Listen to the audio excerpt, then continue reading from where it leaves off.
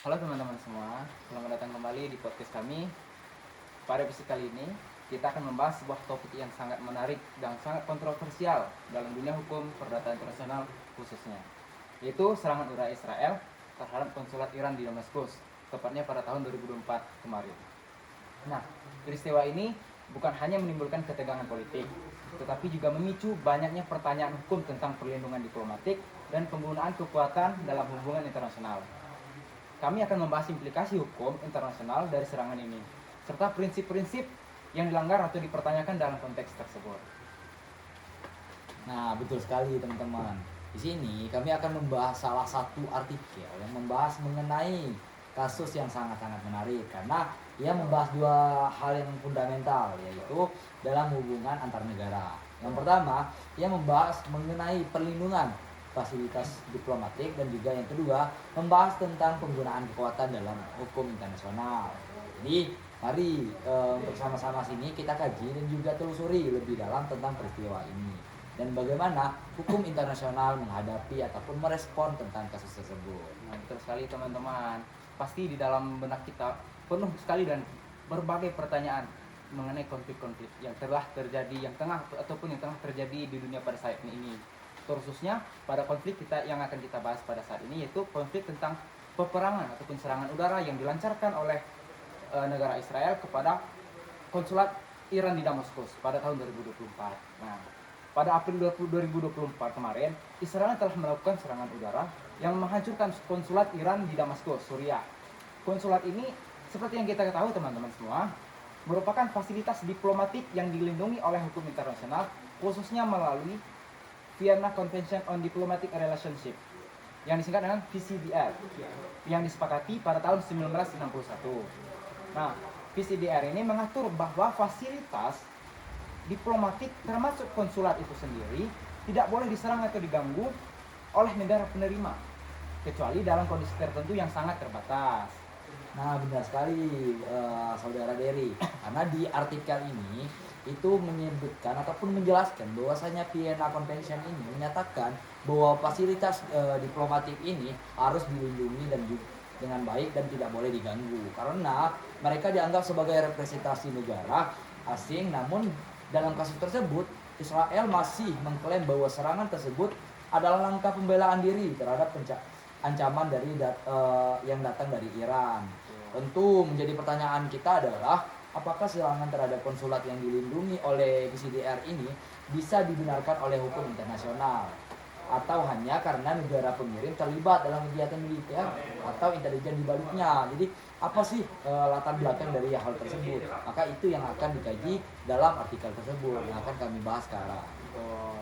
Dan tentunya juga karena telah dibahas sekian kali oleh beberapa orang, pasti menimbulkan beberapa pertanyaan penting tentang karena serangan yang telah dilancarkan oleh Israel tersebut kepada negara Iran, terkhususnya terhadap konsulat Iran di Damaskus, maka penuh pertanyaan yang akan kita pertimbangkan ataupun penuh pertanyaan-pertanyaan yang muncul di benak kita bahwa hukum apa sih yang sebenarnya dilanggar oleh Israel terhadap Iran di dalam kasus ini tentunya.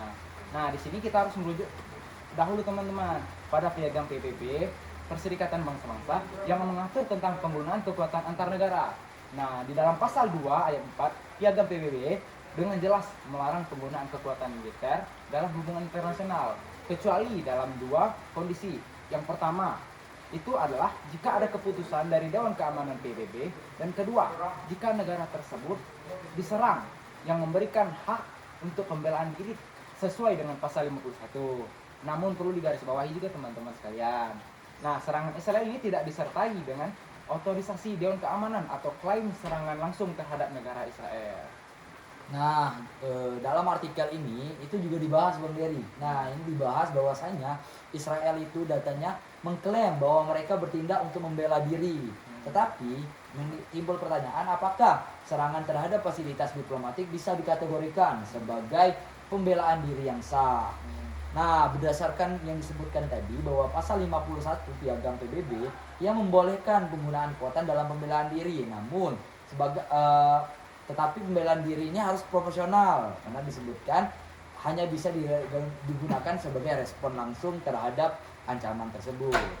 Nah, dalam hal ini ternyata dalam artikel ini mengatakan bahwasanya serangan tersebut tidak langsung terkait dengan ancaman nyata yang dihadapi Israel. Jadi pertanyaannya adalah apakah tindakan ini benar-benar sah menurut hukum internasional? Itu yang dibahas dalam artikel yang kami bahas sekarang. Betul teman-teman. Apakah memang benar serangan yang dilancarkan oleh Israel tersebut itu benar-benar sebuah bentuk perlindungan diri terhadap mereka itu sendiri? Nah, inilah yang menjadi bagian penting juga pokok pembahasan kita kali ini. Apakah memang itu adalah sebuah bentuk pembelaan diri terhadap Israel atau memang dalam bahasa kitanya ingin mencari perkara, teman-teman. Nah, itu menarik ya teman-teman untuk dibahas kalian. Nah, seiring dengan itu, artikel ini juga mengangkat isu tentang fungsi ganda fasilitas diplomatik. Nah, apa sih itu maksudnya?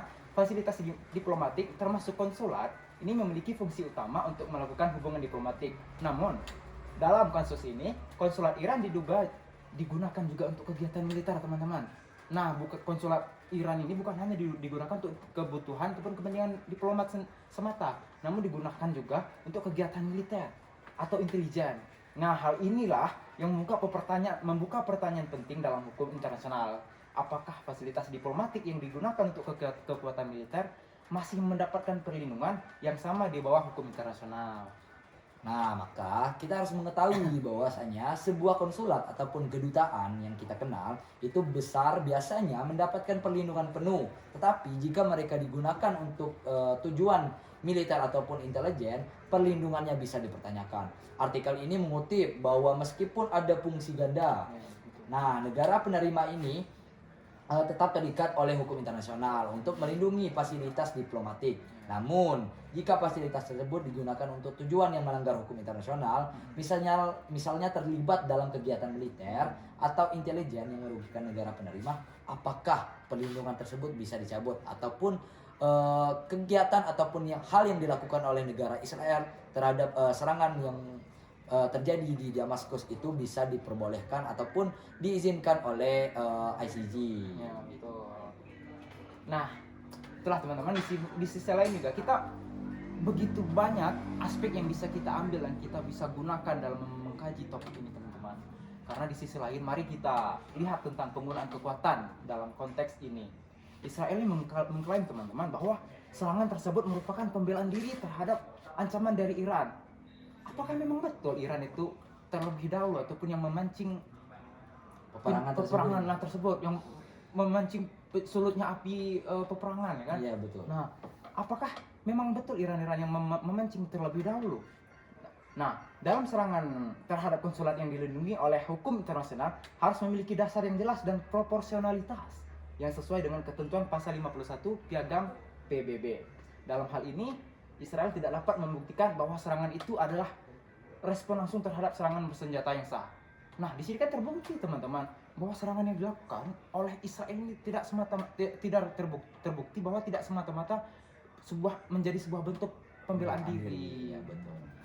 Nah, karena benar Israel ini mungkin merasa terancam oleh kegiatan Iran. Namun serangan terhadap fasilitas diplomatik yang tidak terlibat langsung dalam ancaman tersebut itu tidak memenuhi syarat dalam pembelaan diri, karena merupakan syarat yang sah ketika hukum internasional ini merespon hal tersebut. Karena ketika Israel ingin menyerang dengan alasan pembelaan diri, itu berlandaskan dengan alasan yang jelas. Betul. Jadi timbul pertanyaan sebagai kita para peneliti ataupun akademis, yaitu apakah negara-negara besar dengan klaim pembelaan diri dapat menggunakan alasan militer untuk menyerang fasilitas diplomatik negara lain tanpa konsekuensi hukum internasional gitu.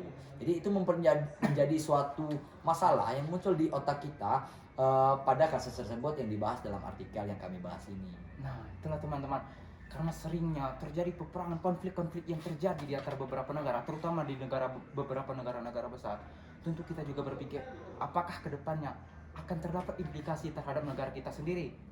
Padahal semua hal yang diatur oleh undang-undang itu juga berlaku di beberapa negara. Maksudnya di beberapa negara, khususnya negara Indonesia, itu memiliki kewenangan ataupun hak-hak yang harus dilindungi, teman-teman, di dalam sudut pandang hukum internasional, teman-teman.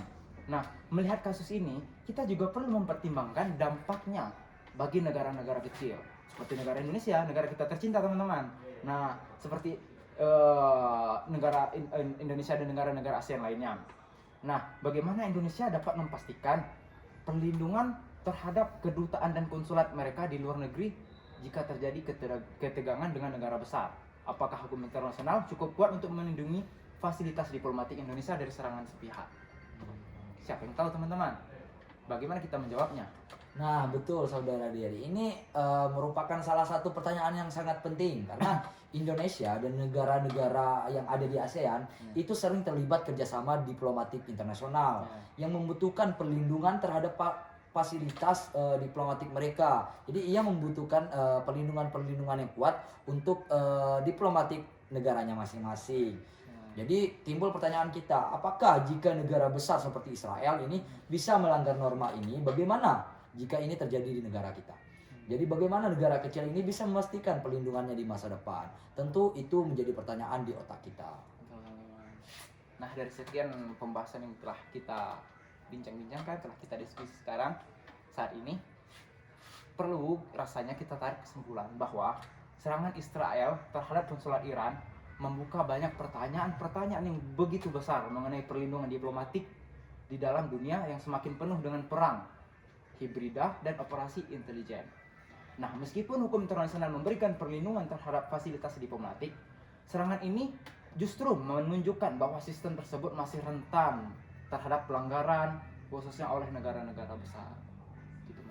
Nah, betul. Kedepannya kita ini harus bertanya apakah norma internasional ini sudah cukup kuat untuk menjaga kekuatan ataupun kasus-kasus yang dihadapi seperti negara yang terjadi serangan Israel yang terjadi di Damaskus tersebut.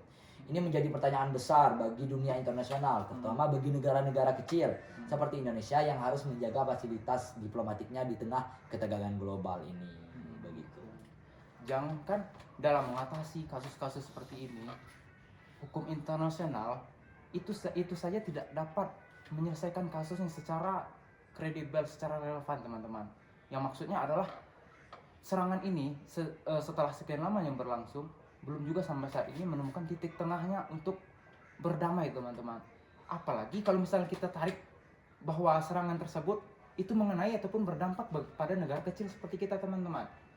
Hukum mana yang akan kita ambil untuk menyelesaikan sengketa ini, teman-teman? Apakah hukum internasional atau hukum positif di negara kita sendiri?